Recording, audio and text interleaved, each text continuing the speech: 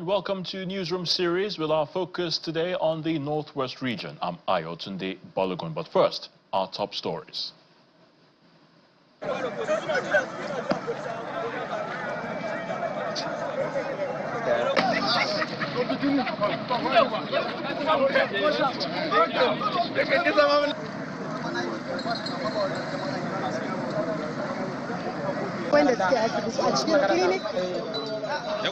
The Federal Polytechnic Bauchi has been shut down, with students given just 2 hours to vacate the campus following a protest that began peacefully but quickly turned chaotic. In a statement signed by the registrar, Kasimu Salihu, the institution revealed that miscreants had invaded the male students' hostel, stealing personal belongings and even injuring 2 of the students. This security breach sparked a demonstration by the students, which soon spilled into the streets as they demanded decisive action from the school's management to address the situation. Reports indicate that the protesters blocked the main road, prompting police to fire tear gas canisters in an attempt to disperse the crowd after hoodlums hijacked the protest. Some arrests were also made in the course of the incident.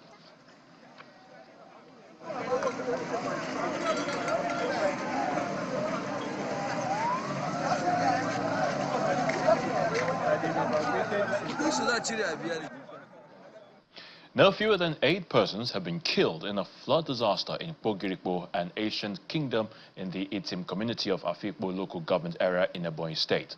The disaster follows hours of heavy rainfall, washing away homes and farms.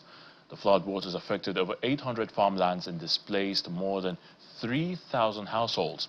Families there lost their shelter, crops and other farm products as water levels keep rising across the community. Akpogirikpo is an agrarian area surrounded by Inyoha Itim Beach. Now the people depend on farming and fishing for survival. And now the flood is threatening their only source of livelihood. It's just barely days after suspected herdsmen launched a deadly attack on the community in Boko's local government area of Plateau State that has left 2 people dead and many home and farmlands destroyed.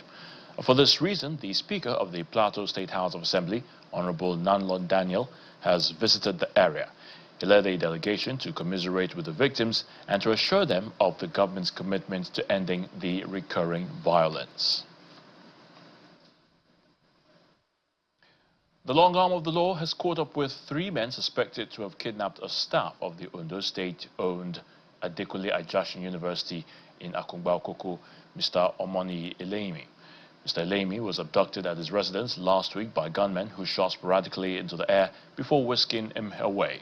Now, the victim was said to have been released on Sunday after an undisclosed amount of ransom was paid. The suspected kidnappers were said to be apprehended by local hunters while sharing the ransom in the forest around Agopanu, a village between Oba Akoko and Owo in Ondo State. Now, the Public Relations Officer of Ondo State Police Command, DSP Olushola Ayonlade, revealed in an online message sent to journalists that the suspects were actually arrested by the police. According to him, quote, "I can confirm to you that our operatives arrested 3 suspected kidnappers in connection with the kidnapping of 2 AAUA staff. The suspects are currently undergoing profiling and interrogation."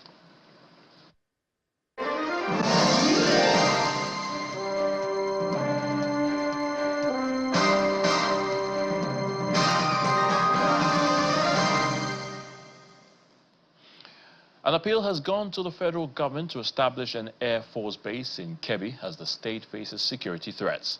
This request was made by Governor Nasir Idris during a courtesy visit by the Chief of the Air Staff, Air Marshal Hassan Abubakar, at the government house in Birnin Kebbi. The Chief of Air Staff, Air Marshal Hassan Abubakar, is in Kebbi State for an operational assessment visit, which also includes meetings with senior military commanders, heads of security agencies, and Governor Nasir Idris. This part of the engagement, hosted by the governor at the Kebbi Government House Council Chamber, is also to discuss the performance of Air Force personnel deployed to combat bandits terrorizing the state. Highlighting the need for an Air Force base in the state, Governor Idris notes that Kebbi has one of Nigeria's best airports, emphasizing the state's continued collaboration with the Nigerian Army. We are ready to partner with the way we partner with the Army. We are also ready to partner with Air Force. Because why I say Kebbi State is strategic because of this Niger and the Benin Republic. We need Air Force base in Kebbi State because we have an air force, and our air force is one of the best, not only in the Northwest, in the whole North, our air force is one of the best. For his part, Chief of the Air Staff, Air Marshal Abubakar, acknowledges Kebbi's unique security challenges due to its vast landscape and borders with 2 neighboring countries. He assures the governor of intensified aerial surveillance and operations to eliminate terrorist elements and restore peace in affected areas. Kebbi State holds a strategic position in the northwest geopolitical zone of our country, bordered internationally by the Republic of Benin and Niger, and characterized by the vast rural landscapes. The state plays a pivotal role in regional stability and national security. Consequently, ensuring peace and order in Kebbi State is not only vital for the state itself, but also of significant importance to the security and stability of the entire nation. The security visit, which concludes with an exchange of souvenirs between the governor and the Chief of Air Staff, will also touch on inspections of key military infrastructure in the Northwest. Staying with Kebbi, the National Emergency Management Agency, NEMA, has conducted a week-long flood disaster response simulation in the state as part of proactive measures to reduce the impact of flooding.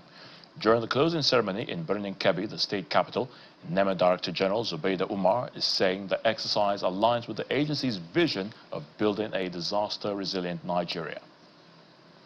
The event is unfolding. The National Emergency Management Agency is acting on the 2025 seasonal climate prediction by the Nigerian Meteorological Agency and the annual flood outlook by the Nigerian Hydrological Services Agency, which identify Sokoto, Kebbi, and Zamfara states as flood-prone areas in the northwest.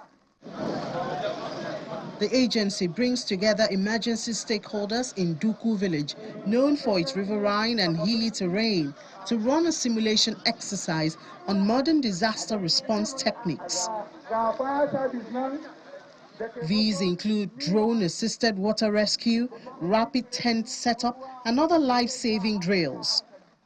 The Director General of NEMA, Zubaida Umar, explains that the simulation will help assess Kebbi State's preparedness to respond to any flood disaster. As we all know, flood remains one of the most recurrent and devastating natural disasters in Nigeria, with far-reaching impacts on lives, livelihoods, infrastructure, and communities. The recent flood disaster witnessed at Mokwa in Niger State attests to this fact. The essence of this simulation is not only to test our plans and protocols, but also to expose any gaps and strengthen our multi-agency collaboration. Today, we are simulating a crisis so that we're better prepared to save lives when it becomes a reality. Kebbi State Commissioner for Humanitarian Affairs, Hamidu Jakuka, speaks further on the importance of the exercise. The successful flag-off of the flood disaster response simulation exercise CMEX is a testament to the governor's deep concern for the well-being of every citizen, especially in the face of recurrent natural disasters. Under his able leadership, Kebbi State continues to witness transformative initiatives that prioritize the lives and livelihoods of its peoples. Simulation helps in assessing the state's preparedness in order to counter any flood disaster.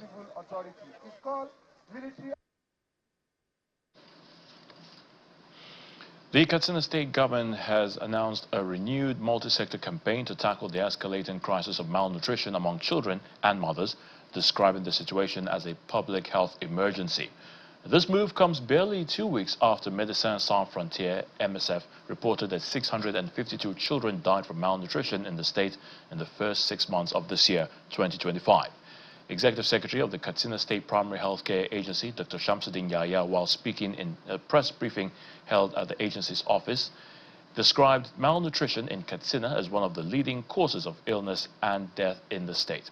He therefore urged the public to treat the MSF report as a wake-up call rather than criticism, emphasizing that government is committed to working with development partners, traditional and religious leaders, and civil society groups to address the issue.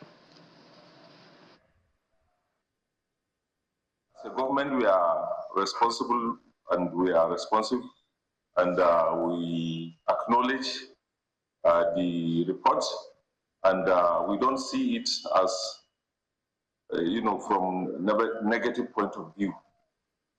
This is a wake-up call for all to put hands together to see how we can address the issue of malnutrition. What are the challenges that we are facing? These are commodity, RUTF, micronutrient powder, and other commodities are very expensive. But the challenge we have is sometimes you give this life-saving commodity to mothers or the caregivers. Immediately they come out of the gate, they sell it to the highest bidder. Based on the discussion we had with Excellency, he's going to set up a committee to look at the reports and of this malnutrition, to partner with all critical stakeholders, including traditional, religious leaders, civil society. And this committee, MSF and other partners, UNICEF and others that are supporting us, are going to be part of this committee. We're in Kaduna now, and there is tension in the Banawa area of the state as residents staged a protest over the alleged killing of a 23-year-old man, Abubakar Sadiq, by members of the Joint Security Task Force. The parents of the victim are now calling for justice and appealing to the Kaduna state government to intervene.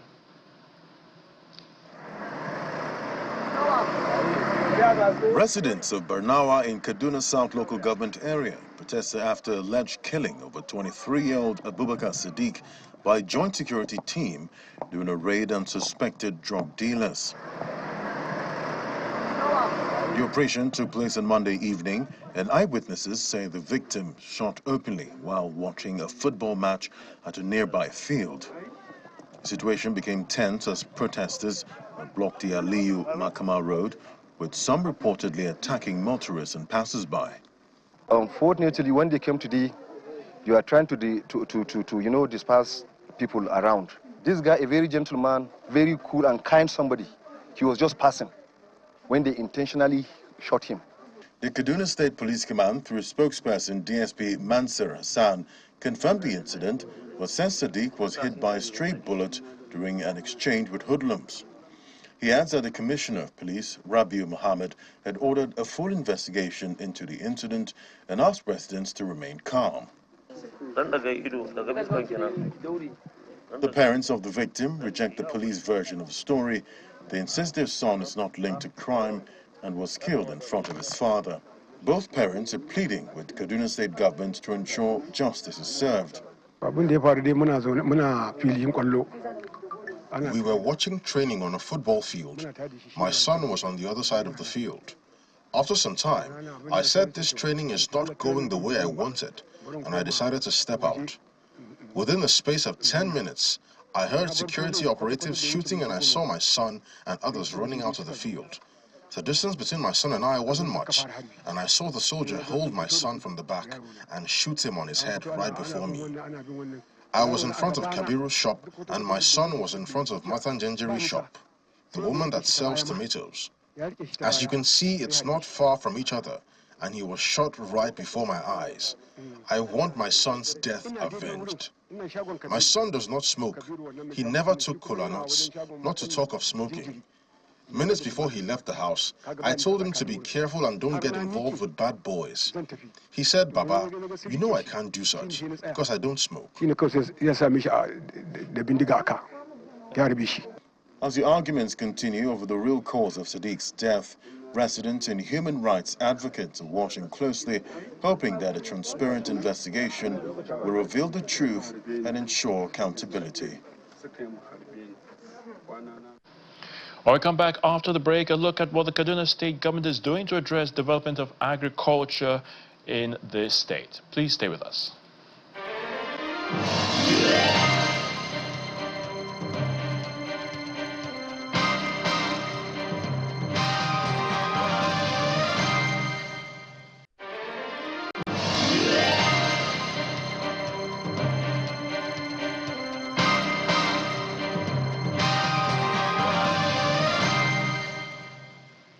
Welcome back.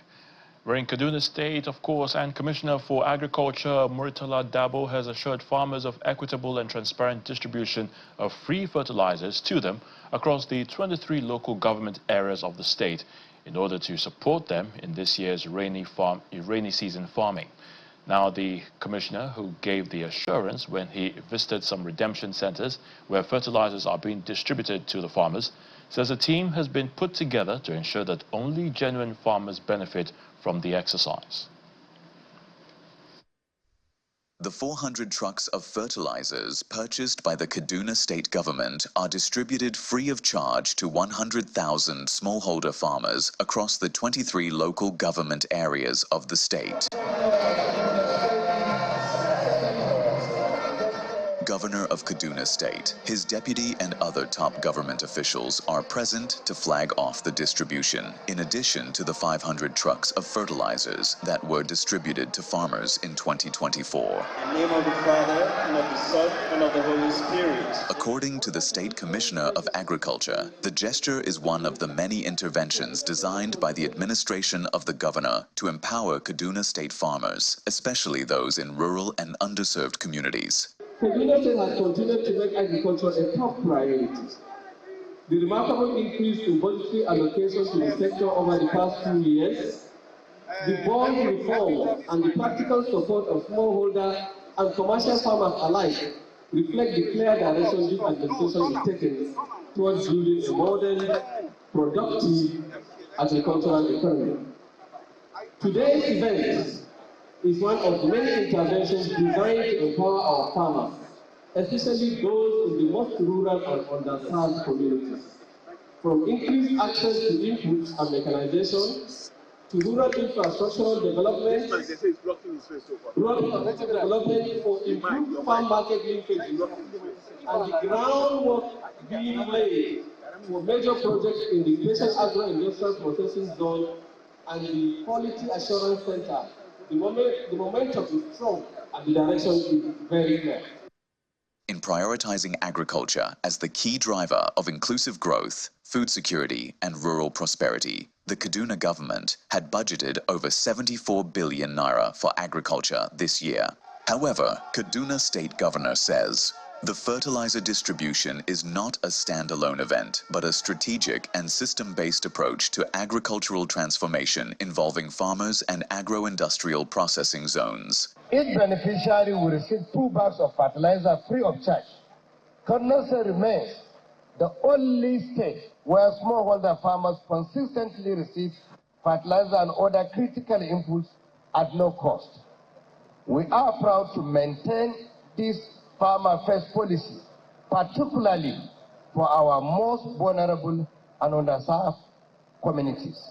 In addition to each beneficiaries receiving 2 bags of fertilizers free of charge, the Kaduna state government is also enrolling 100,000 smallholder farmers into a crop risk insurance scheme designed to protect them against losses from climate change-related diseases. We must thank God for an enabling environment.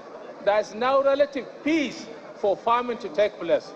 Hitherto, things were not that easy. People wanted to farm, but no way because of insecurity.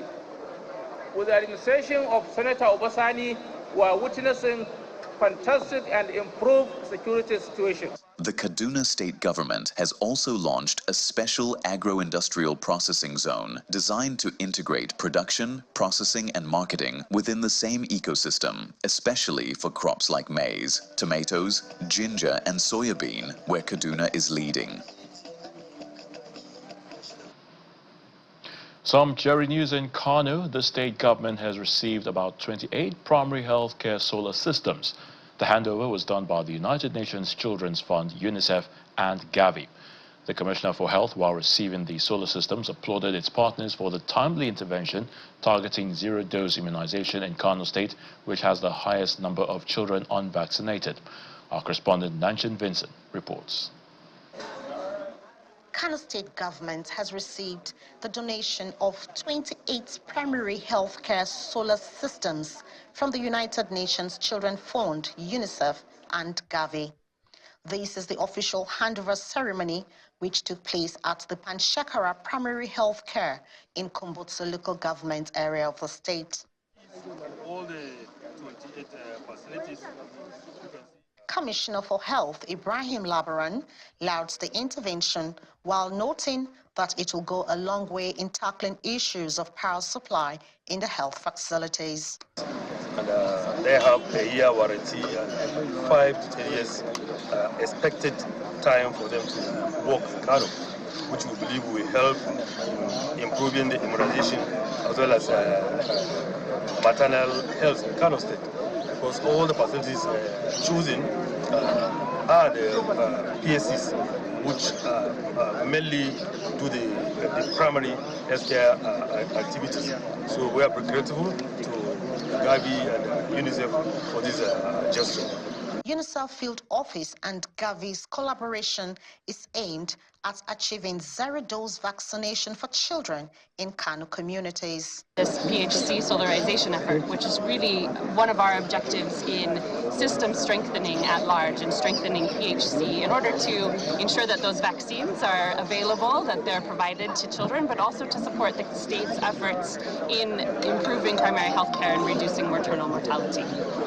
With the common goal of ensuring that every child, zero-dose children are reached, ensure that routine immunization goes 100% coverage, and ensure that maternal mortality is reduced. And through this partnership, alliance as well as the government partnership, we know that these objectives will be met. Kano State government is optimistic that reliable electricity is key for keeping vaccines safe, as it remains committed to providing quality health care to its teeming population. From Kano Commercial City, Nanchin Vincent, Channels Television News. Bringing governance closer to the people is the focus in Katsina as the state government flags off ward-level town hall meetings across all 361 wards to gather citizens' needs and demands for the 2026 state budget.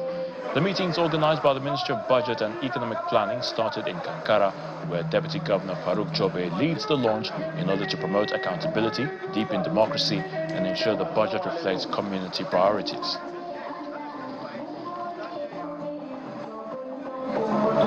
The following directives have been issued by His Excellency the Governor, namely, all public office holders and government appointees are hereby directed to attend the town hall meeting in their respective communities. A report from each ward should be submitted to the Ministry of Budget and Economic Planning and the CDP for proper collation and integration into our budget planning process. It is pertinent to note that the reports and feedback from these town hall meetings will directly inform the preparation of the 2026 budget. A budget that is people-oriented, inclusive, and responsive to the realities and needs of our people. Furthermore, we intend to use this opportunity to define responsibilities clearly in the following order: the local government, the state government, and those that require the intervention or collaboration with the federal government or other development partners.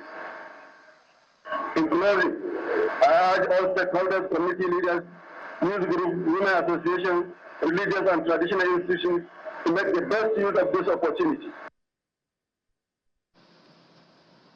And that's Newsroom series with our focus on the Northwest. Thank you so much for watching. I'm Ayotunde Balu.